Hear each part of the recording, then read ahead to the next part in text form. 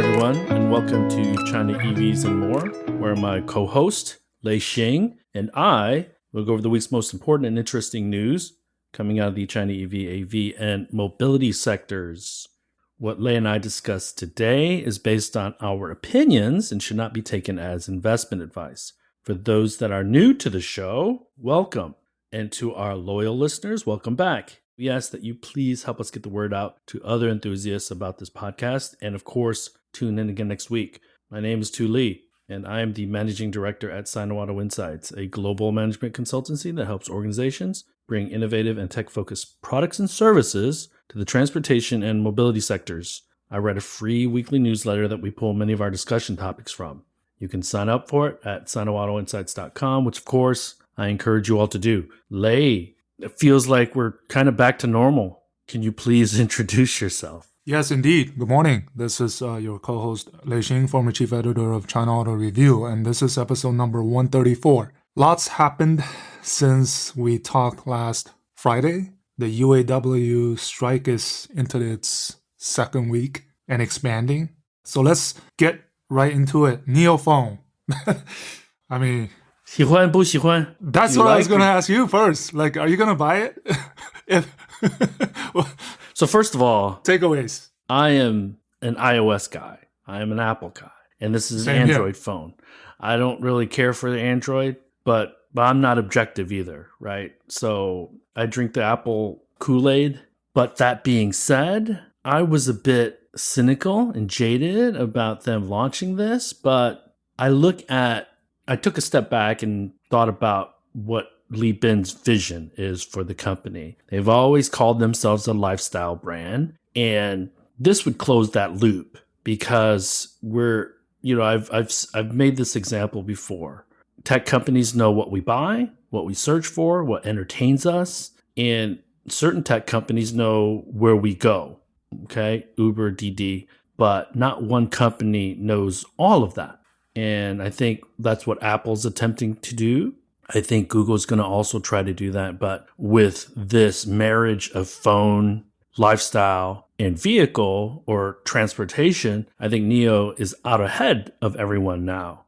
Now their challenge is getting enough of those vehicles on the road so they can pull that data and create those services that make their customers loyal, that create that stickiness. So I wrote in a newsletter that I'm going to be sending out in about an hour and a half.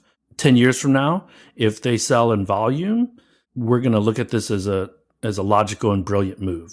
What do you think? So I agree that, yes, I think it's a leap forward for NIO in terms of, getting that lifestyle point across with this phone. And really, I think this is the first time that we're seeing what's possible in terms of the so-called seamless integration of a phone and a car and a smart EV.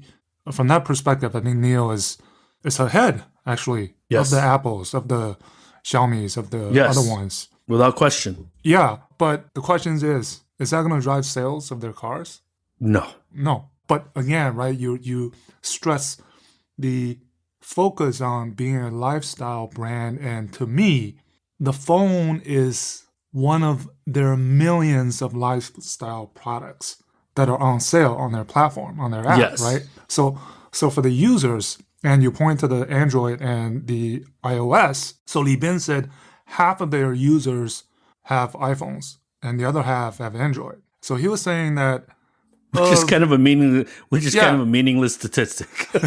So he was saying that, so for the Android users, I mean, why not switch to the NIO phone, right? And for the iPhone users, he was saying that for many of these, NIO is a very premium brand, and these owners have multiple phones. So it's probably pocket change. I mean, the pricing, $1,000 for them to get an additional phone. So it's nothing, right? And then I heard that this ordering system didn't crash, but there's a lot of demand, I heard. Or a lot of interest. Maybe not demand, maybe a lot of interest. Right. So there's roughly 400,000 NIO owners, right? Let's say every one of them gets a phone. You can do the math, right? So, I mean, but I thought the take rate needed to be above 75%. for Neo owners, in order to kind of make a real impact with the phone. That's what I predicted. Yeah, right. And then the other question is, what about non-Neo owners? What about you and I? If I wanted to get a Neo phone without owning a Neo car, then you lose that feature, right? Because you don't have a Neo car, then you don't have that seamless integration process. To your point, Lei, this gets into the complexity of, in the United States, there's Alexa, there's Google, and then there's Siri. And there's home things and home products. So if you're a Xiaomi phone user and you've connected your entire home to the Xiaomi ecosystem, it makes making that switch a bit more difficult. Yeah, and we're still looking to see what Xiaomi is going to do with their smart EVs, going from the phone to the EVs rather than Neo EVs going to the phone. Now, what's going to happen there, right? But Neo has kind of put a benchmark on what can be done almost. And what's Xiaomi going to do? Huawei, right? They have their Harmony OS. They have their phones. We'll talk about this later, but Jiyue too now coming out with the most technologically advanced vehicle on the road in China, probably. Yeah. We'll talk about that a little bit more. So let's continue this Neo discussion. Yeah, I think Neo, but I think the phone took too much of a limelight because what William Li shared, I think there were a bunch of other more important stuff that may have been overlooked by the phone because the phone was so, everybody was, looking, forward to it. Right? I mean, he put on a CTO hat and he spent an hour and a half talking about really, I think he gave a glimpse of what Neo is really all about with those 3 points, 9 things, and 12 areas, right? He spelled it pretty clearly. So that was interesting. It was, and to me, like I had 3 reactions. So the first reaction was a deja vu moment because seeing him carrying a phone, I said he channeled Steve Jobs, Ladrian, and YT Jia at the same time. Right? Second reaction was, yeah, this is a toy for the Neo owners. And third reaction was exactly what you said before, that with this phone, they've showed what's possible in terms of phone EV integration. And they could actually, I don't know, a leader and others could follow.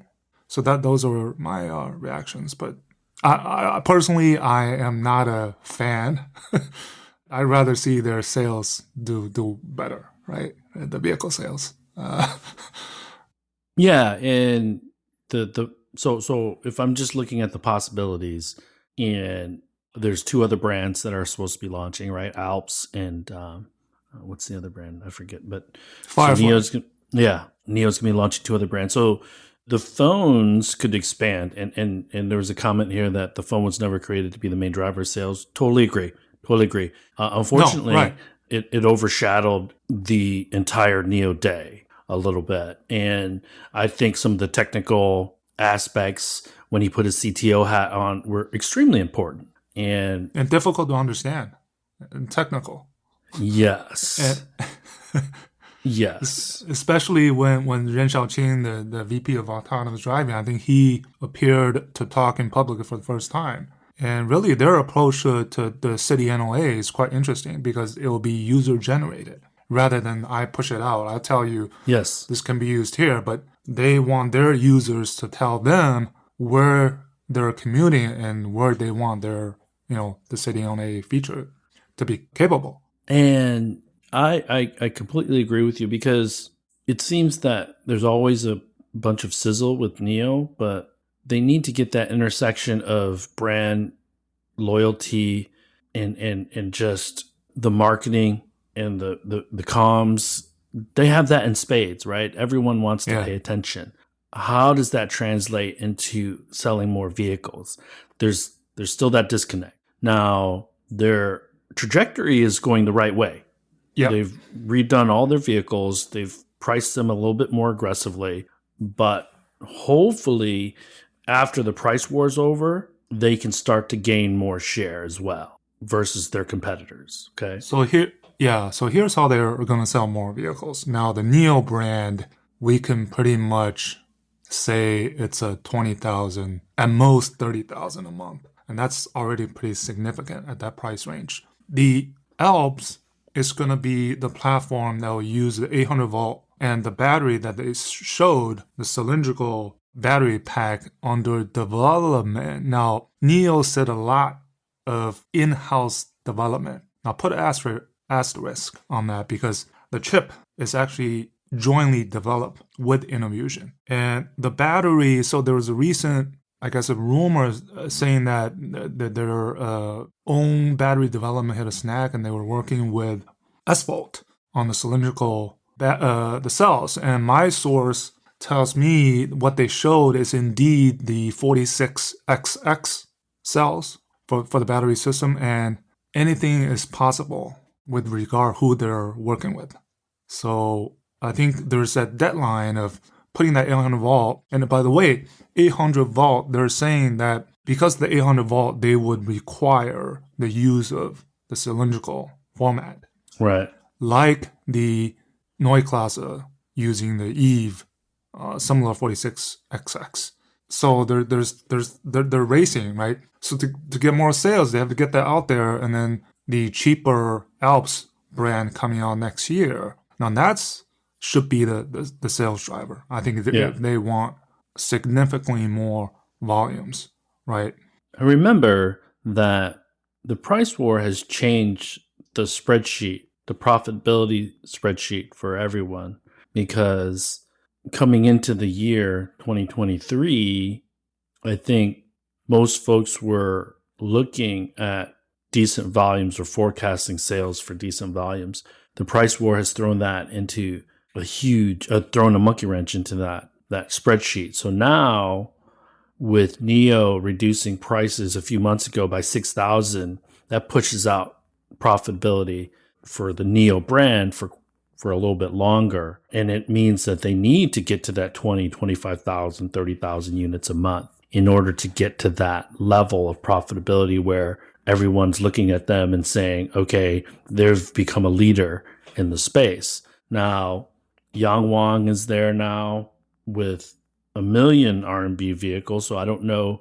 Do you think that, because Wang Chuanfu is saying that it's going to take buyers from the G-Class, do you also think that it's going to take buyers from NIO? I think it's a completely different segment. It's for the two house. Okay, that's what I think too. That's what I think too. But here's the thing you mentioned about the price war. So 3 case in points.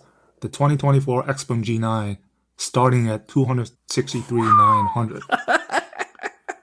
Right, a year ago, aggressive. That's aggressive. A year ago pricing. They launched at 310,000 RMB.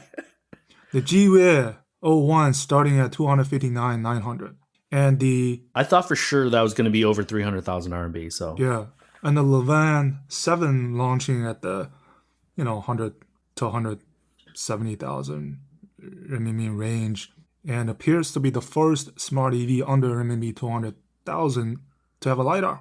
Leapmotor, right? Leapmotor launching the C01, C11 Super E-Rev at the 150,000 RMB price point.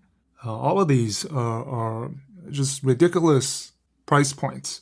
It's dangerous because after the price war, they're all going to try to get some of that margin back, I think. And it's going to be really difficult to convince the Chinese consumer to pay more for the exact same product.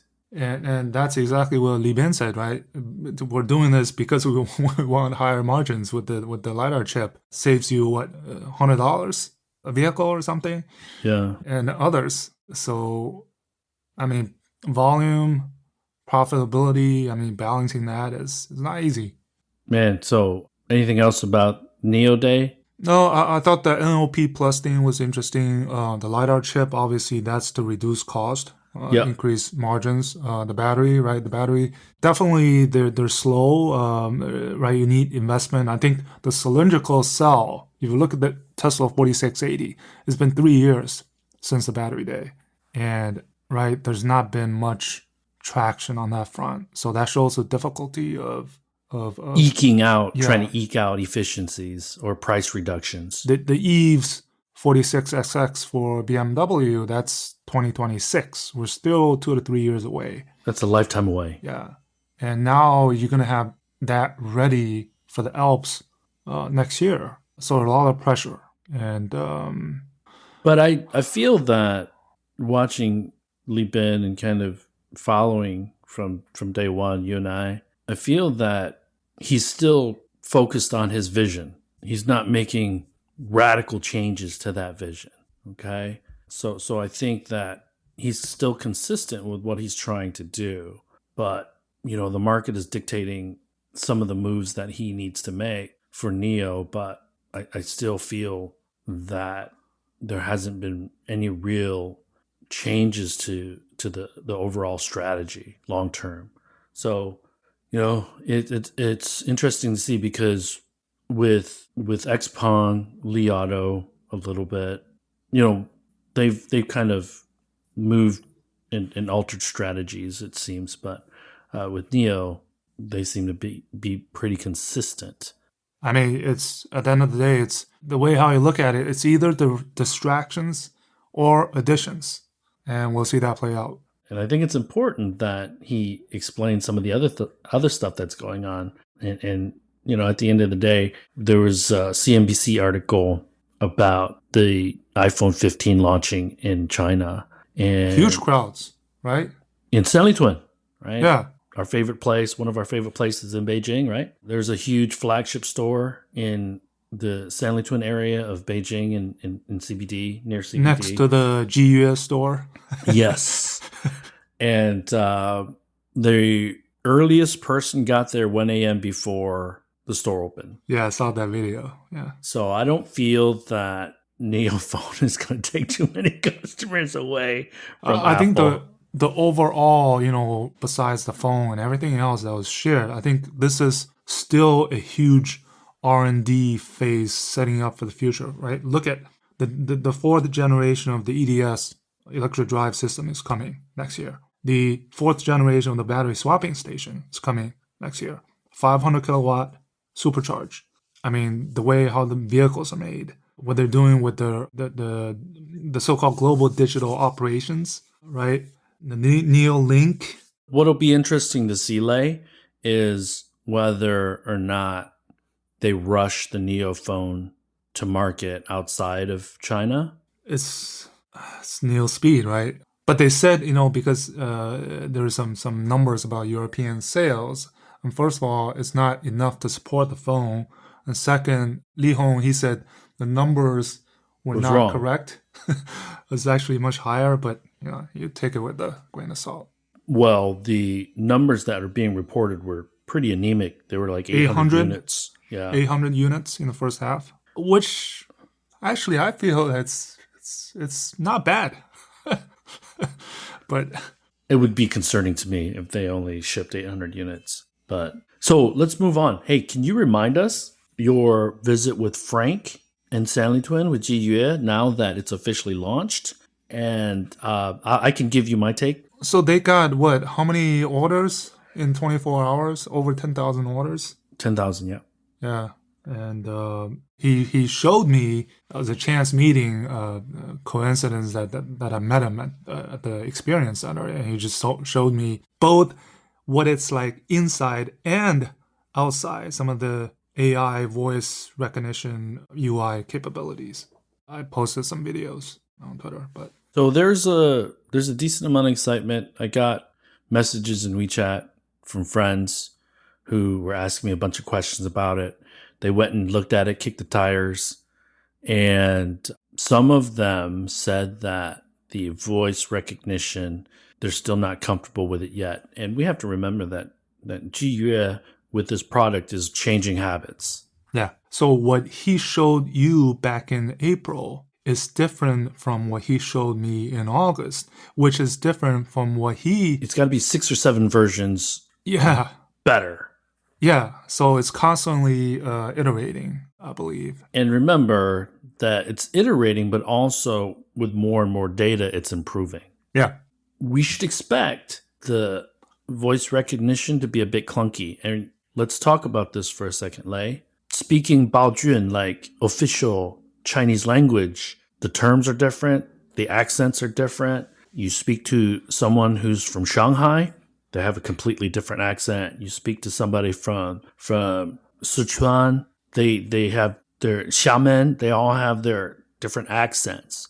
And so two people said that I spoke with that went and looked at it because they were curious. They thought physically, design-wise, it looks great. And they told me, this is more than two people. They all told me that the fit and finish of the interior is great, surprised them. So that goes back to that shouldn't be Geely's- surprising. Geely, well, but but you and I are the guys that know exactly Geely and Baidu. But to other people that aren't car people, they just know GU as a brand new brand.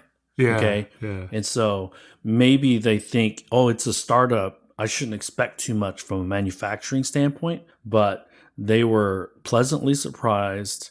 And so these are the show cars. We'll see once they get out on the Yeah, roads and they're stuff. produced in the Hangzhou Bay Smart Factory, which makes the Zeekrs, I believe. We have to, next time we go, Lei, you and I have to go hit up Eli or Ash and get a tour of that factory. I want to check it out. Yeah. But so the initial software and AI and the voice is probably going to be a little clunky, but it should improve significantly over time. It's using a database from Baidu that's probably one of the largest in China. But it's going to be, it's forcing people to change habits. And initially it's going to make a lot of people uncomfortable. There's going to be enough early adopters that love that stuff among the Chinese consumers that sales should be okay, especially at the 259,000 RMB price point. And I tweeted that this is aimed directly at the Model Y buyers. Yeah, it's just I said it's just completely different from what's out there because of the way it's no door handles, no nothing, no buttons, and interior and exterior voice recognition, and the talking car, right? The talking car. Yeah, and this is the thing. This is like walking a tightrope without a safety net. Yeah. Because what companies have done up to this point is maybe they peppered in some voice recognition commands, but they've also had a physical door handle as a failsafe. Yeah. This is, okay, you get none of that. And so, I mean, you think about it, you could probably see Geely doing a joint venture with Oppo or something like that to create a phone for their ecosystem, right? Well, they already have Meizu, so. Yeah. So that shouldn't surprise anyone either. But yeah, I'm because Frank is our friend. I'm very proud of what he's put on the road, and I'm sure it's going to do very well. So yeah, and then the G9 was interesting because He Xiaopeng put the flag on the ground again and saying, right, the 250,000 to 300,000 range, they want to be like the leaders in that range, and then with the G6. It's the 200,000 to 250,000 range. And then they're coming out with that Mona, right? Mona, which is the 150,000 RMB range. And I thought it was interesting. I think, was it Ren Xiaoqing?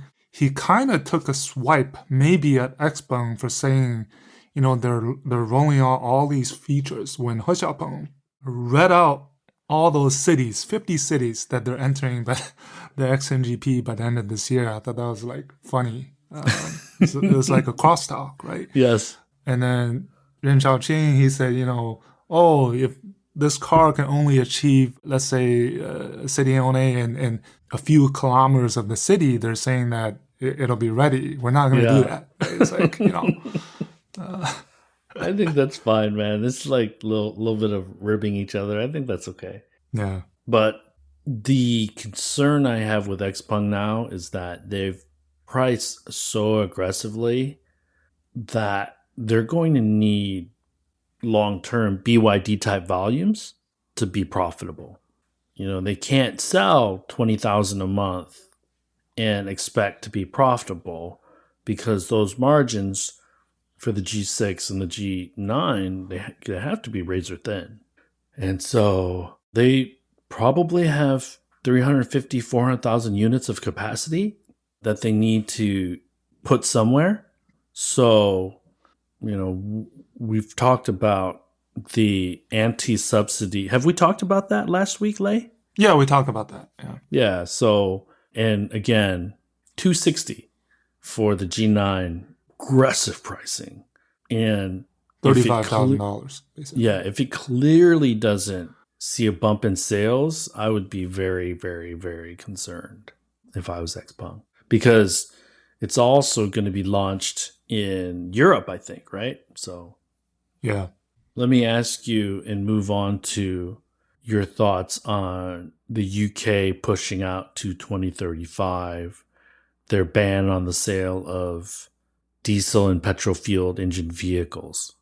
Yeah, it's a tough, conundrum that they're kind of facing. You know, at the end of the day, 2035 is still, I mean, Sunak, he said, right? We're still, 2035 is what many of the other countries and quite a few states here in the U.S., including Massachusetts, where I'm at, right? It's still pretty aggressive. But I think there's a criticism was for quite a few investments that are taking place from OEMs, right? Let's say, I think Ford complained. Yeah, I think there's 1.5 battery gigafactories announced for UK. So one of that being the JLR, I believe. Yep. That was a few weeks ago, right? That was announced. And I think it's, when you make that type of announcements with the understanding of the 2030 deadline, and then this being pushed back, I think it's kind of sickening, right? But the other side of it, I think, is more maybe about protection, giving a little bit more time for the, domestic players to get ready. And in that statement, I think that was announced by him, there was a mentioning again of similar to the anti-subsidy probe that, China, how many years have been subsidized and stuff like that, right? So I think there was a hint of kind of a protectionistic anti-China sentiment. Yeah. So, and they know that they're not going to be ready for if these China EV inks are coming in, and they have the products that they have the affordability. So, and one thing that I think we should take note of, Lei, is that the BYD Han, the BYD Tang pricing in Europe is not super aggressive. It's actually pretty expensive. We've talked about it. Yeah. So it's not across the board. Every Chinese EV that's been launched in a European country is like super, super priced aggressively. I think it's important to note that. And it was funny because the government, they put out this chart, right, of the latest, which countries are banning ICEs in which years. At the very end, there's 3 countries listed, basically including China, that says that there's no announcement yet. So it's almost like, from the UK's point of view, hey, look at, China hasn't even announced a ban yet. We still have 2035. But I think it's smart for China to not announce any deadlines, because then you have these, right? I think it's being discussed, but there's I think China's very careful on putting out a deadline like that. Well, they've which effectively requires a lot of commitment, right? Yeah, and they've effectively made some bold goals, though, right? At the same time, China has the highest penetration of NEVs. And the market has taken over Yeah. for a lot of the subsidies that were in place over the last 8, 9, 10 years. So my quick take, 2030 was an unlikely time frame to begin with. And the key here is that, and I've spoken to a number of my dear British friends. Yep. They're not subsidizing the purchase. The UK government is not subsidizing in any significant way the purchase of an electric vehicle. It doesn't work that way. Look at the United States. Look at China. In order to get that fire lit and burning brightly, you got to put your thumb on the scale. So you can push it out to 2035, but if you don't give a buyer an incentive to make that purchase, it's going to be a hard sell still, especially if EVs continue to be more expensive without that subsidy. Okay? Yeah, and comparing the UK with Norway, so Norway obviously sticking, right? I think was it 2025 or 2030? I want to say 2030. Yeah, but the difference being, right, so Norway is an open market. There's no automotive industry in Norway, whereas UK, there's a huge glory of the legacy autos and brands and being a huge industry.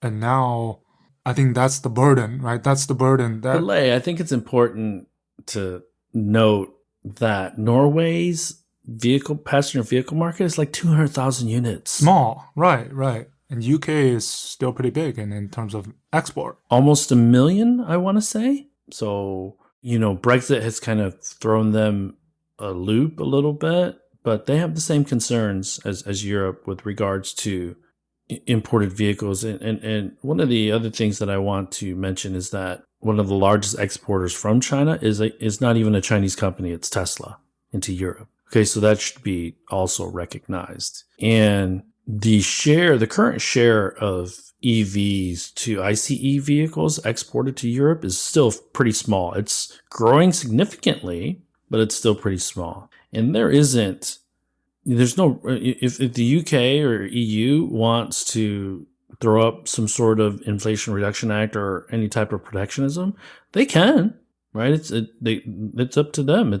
But this and I know this, and I spoke to Edison about this.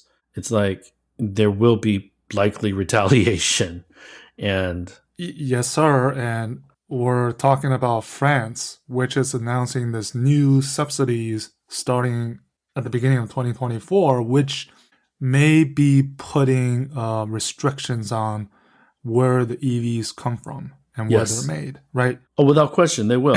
So these things are going to come, right? But it's not going to stop. But remember that Peugeot, Citroën, Renault, are the French companies aren't really in any significant way a player in the China market. But the minute that tariff or protectionism, the minute after that protectionism is announced, I bet you the LVMH share price tanks. So Yeah. That's the game they play, right? I think it's important to remember that. The fact of the matter is that China is not becoming less of an export base. It's going to be becoming more of an export base from these foreign legacies. Yes. It's not just Chinese. It's going to be Volkswagen. It's going to be Ford. So it's going to be interesting next couple of years from a trade standpoint for sure.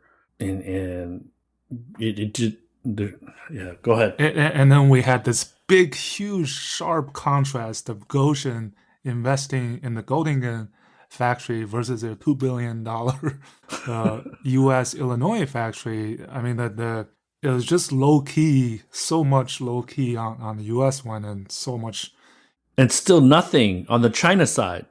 There's nothing being announced about these transactions in China media. Well, not as much as the Germany one, because right, it's open arms, and the other important thing is specifically the Lower Saxony, where Volkswagen is based, right? Wolfsburg has as much interest in Anhui province as much as Anhui, investing. Yeah. So it's kind of mutual, right? And right, you had this provincial governor visiting different German companies during that trip, and Volkswagen has the only R&D location outside of Germany, let's say being in Anhui, the 100% TechCo, right? So this is really I guess, intertwined more than any other examples, I think. Yeah, man. I think the United States is a pretty clear-cut path. There's going to be internal bickering between Germany and France on how to deal with the Chinese EV exports. But I've been told by quite a few Germans that there's going to be a lot of bark, but maybe no bite. So I guess we'll have to wait 13 months. Why it takes 13 months, I have no idea, but it's going to take a 13-month investigation to figure out that, yes, China has been subsidizing its EV sector since 2009. So, but I think also we should point to Europe also subsidizes its automotive sector. So everyone does it. And I think there was a point made. I posted something on LinkedIn, and one of the comments was China forced the Europeans to do these joint ventures.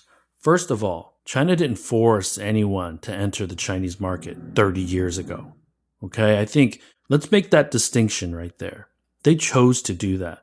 Now, was the requirement onerous? Well, you could argue that it was, but I would also argue that Volkswagen wouldn't be who they are without China. Okay, so there's this symbiotic relationship here that now that there's a distinct disadvantage on the European side, people start crying and whining about it. The other thing that I think is important, Lei, is that this whole tech transfer thing through the joint ventures never happened because none of the Chinese domestic players ever really became significant players on their own on the ICE side. And the Europeans don't have EV IP. That came from China.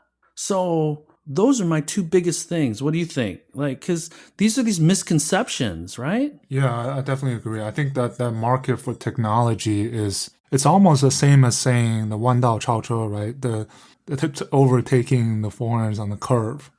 All these Chinese sayings, I think they're very superficial. And at the end of the day, how much technology was these foreign legacies willing to concede while they're making money hand over fist? Yeah, I think we have to give them credit for growing the market in China to what it is. And really a lot of these management professionals, right, now working for the Chinese companies, they more often than not, aside from coming from the tech companies, they come from these joint ventures, right? Because they learn the trade, the management wise, and establishing, the sales network channel, right? These you have to credit to the foreign OEMs. But then at the end of the day, right, once these subsidies, once these policies end, it's China figure out a way really to kind of overtake on a corner. Which is EVs and batteries and these other things. I'm trying to be objective here. Now, should they have done these joint ventures? That's a business decision that they made. Yeah, and I think the other example yesterday was the launch of the Lingxi from Dongfeng Honda. Right. That's a great example of how the joint ventures are trying to catch up. That was not the first time Dongfeng Honda launched their own brand, right? And trying to more brands, by the way, more brands. Yeah, so trying to become the joint venture smart EV startup. Now that's the new term, I think. Yeah, we're gonna see more of that. I think we're gonna see more of that. Yeah. The ID series is not doing well, so that joint venture is not doing well. Chang'an basically abandoned Ford. I think ID is the only relatively successful foreign EV brands in China right now. Yeah, relatively. Yeah. Compared to the other joint ventures, not to EV companies. And so you're going to see probably more of the Lingxis coming, where they're trying to be like a local, the cars are locally developed, locally designed with branding aesthetics and the feel that looks more the current Chinese smart EV way. And you got to point to the U.S. automaker GM for being the OG with Wuling. Yeah. So you can debate GM's success in China over the last few years, but you can't debate that Wuling has been a huge success from a sales volume standpoint and from a brand growth of the brand standpoint. So yeah, it was just kind of frustrating a little bit because you and I try to be as objective as possible. We praise US, we criticize US, Europe, China, same. But to say that you were forced to do this and, Volkswagen doesn't get to 10 million without China. Okay? Full stop. Yeah. There's no doubt that there's protectionistic measures in every country and market in the world, including China, right? We shouldn't the market for technology was. Yeah, I think it's important to recognize all of that. Yeah. Right. So the market for technology was kind of a protectionist measure, but it wasn't kind of forcing you to do something. And it wasn't successful. They found the Chinese partners, and they were successful for many years. Together, they were successful. Yeah. And the other thing that I want to mention is that China's now the shoe is on the other foot, because for the last 40 years they've just had incoming foreign direct investment. Now their companies are trying to enter foreign markets, and they're getting pushback. So this is that shoe on the other foot, right? You treated us this way entering your market, so we're going to treat your companies this way entering your markets, our markets. So this was a long time coming. It's so interesting seeing, right, that the latest iPhone, the fever, the fanfare, whereas it's not the same in the car market, that these foreign brands are losing their attractiveness, whereas the iPhone still, right? It's well, but Apple is just very unique. There's probably 10 brands that are just globally super unique when it comes to products, brand loyalty, innovation, and all that stuff. So there's just more, I guess, nationalistic sentiment over on the EV side of it than on the phones. But though, I mean, Apple doesn't have the number one share in China or the world, right? So, but still, I mean, that's. I think this was a good conversation. I got my 30 seconds to bitch at the very end, so.